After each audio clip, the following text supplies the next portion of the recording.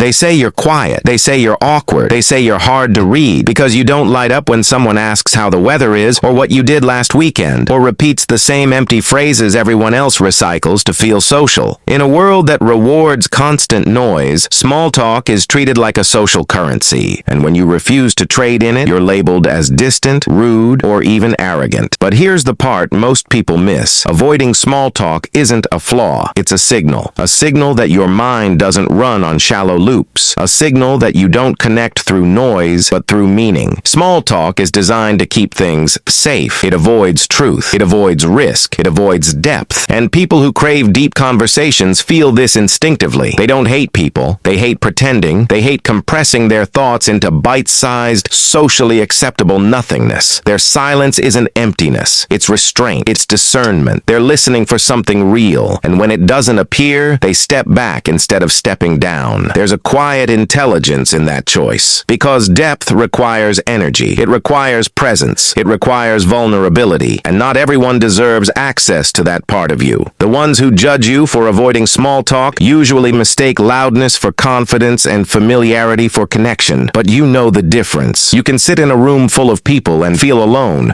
not because you lack social skills, but because your mind is tuned to a different frequency. You're not searching for words to fill the air. You're searching for signals that someone is awake. One type of person who lives this way is what you might call the silent observer. This is the one who watches before they speak, who studies tone, energy, and intention. They're not shy. They're selective. Small talk feels like static to them. It floods the mind with irrelevant data and drowns out what actually matters. The silent observer prefers to wait, to let the mask slip, to see who people are when they're not performing. They speak less, but when they do, it lands. And because they don't waste words, people often underestimate them. That's their advantage. While others are busy broadcasting, the silent observer is decoding the room. Then there's the betrayed soul. This one wasn't always quiet. At some point, they tried to open up. They shared something real, something unfiltered, and it was dismissed, misunderstood, or used against them. So they learned. They learned that depth in the wrong hands becomes a liability. Small talk feels dangerous to them, not because it's shallow, but because it's often a gateway to false intimacy. People ask personal questions without the capacity to hold real answers. The betrayed soul avoids small talk not out of coldness, but self-respect. They're not closed off. They're protecting something valuable. Another is the pattern seeker. This person lives in systems, meanings, and connections beneath the surface. They don't think in isolated facts. They think in frameworks. Small talk feels fragmented, pointless, disconnected from anything larger. The pattern seeker wants to talk about why things are the way they are, what motivates people, what lies beneath behavior. They want conversations that expand the mind, not just pass the time. When forced into small talk, they feel mentally constrained, like a bird in a cage designed for something much smaller. And then there's the emotional minimalist. This type understands something most people don't. Every interaction costs energy. They're not stingy with it, but they're intentional. They don't want 10 surface-level exchanges when one meaningful conversation could nourish them for days. Small talk drains them because it demands performance without payoff. They'd rather be alone than socially exhausted. And that choice isn't antisocial, it's efficient. They're conserving emotional bandwidth for moments that matter. What all these types share is not social anxiety or superiority, it's depth sensitivity. They feel things more intensely, they think more layered, and they recognize, often unconsciously, that small talk rarely leads to truth. Society teaches us that connection is about frequency, about showing up, about being seen everywhere. But real connection is about alignment. It's about two minds meeting without armor, and that can't be rushed, forced, or fake. So when you step back from small talk, you're not rejecting people. You're rejecting a system that confuses noise for intimacy. You're saying, without saying it, that you value substance over familiarity. And yes, that path can feel lonely. Depth is rare. Most people are taught to skim the surface because it's safer there. But the ones who dive deep, they find each other eventually, quietly, naturally, without needing to announce it. If you've ever felt like something was wrong with you because you don't enjoy shallow conversations, understand this. Your mind is built for something else. You're wired for insight, not icebreakers, for meaning, not maintenance. And the world needs people like that, even if it doesn't always know how to talk to them. So don't force yourself to fit into conversations that leave you empty. Don't apologize for wanting more than fine and busy and same old. Your depth is not a defect.